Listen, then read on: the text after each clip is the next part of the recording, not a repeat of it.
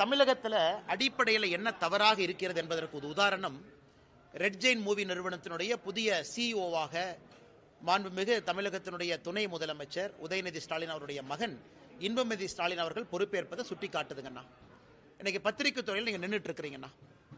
இன்னைக்கு எதற்காக நாம் 9:30 மணிக்கு உங்கள்கிட்ட பேசுகிறோம் அப்படின்னா, உங்களுக்கு மதிப்பு கொடுத்து அந்த 10 கிலோ பேக்கை தூக்கி நீங்கள் வீட்டுக்கு போகிறதுக்கு நைட்டு 11 மணி 3 மணி நேரமாக காத்திருக்கிறீங்க.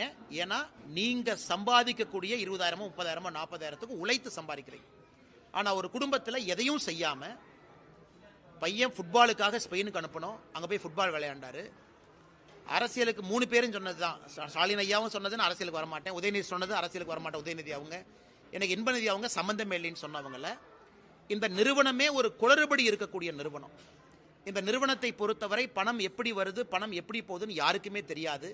இடி பிரச்சனையில், சிபிஐ பிரச்சனையில், இன்கம் டேக்ஸ் பிரச்சனையில் இருக்கக்கூடிய ரெட் ஜெயின் நிறுவனம் தமிழகத்தினுடைய மொத்த ப்ரொடக்ஷன் எல்லாத்தையுமே தன்வசம் படுத்தி கொண்டிருக்கக்கூடிய நிறுவனத்திற்கு எதுவுமே இல்லாமல், யாருமே இல்லாமல், சம்பந்தமே இல்லாத இன்பநிதி ஸ்டாலினை கொண்டு வந்து சிஇஓ போட்டிருக்காங்கன்னா இதுலேயே நமக்கு தெரியுது இந்த டைனாஸ்டிக் பாலிடிக்ஸ்ங்கிறது எந்த அளவுக்கு போயிருக்கு, எந்த அளவுக்கு ஆழமாக போயிருக்கு. அதையெல்லாம் தாண்டி நீங்களும் நானும் என் குழந்தைய கஷ்டப்பட்டு படித்து வளர்த்தி சம்பாரித்து வாப்பான்னு சொல்கிறோம். ஆனால் ஆட்சியாளர்களுடைய குழந்தை சுகமாக எதுவும் செய்யாமல் நேரடியாக வந்து உட்கார்றாங்க. அதனால்தான் திரும்ப திரும்ப சொல்லுகின்றோம், அரசியல் மாறணும். அது அவருடைய தனிப்பட்ட விஷயம். பொதுப்படையாக சொல்வது இது தமிழகத்திற்கு அழகல்ல.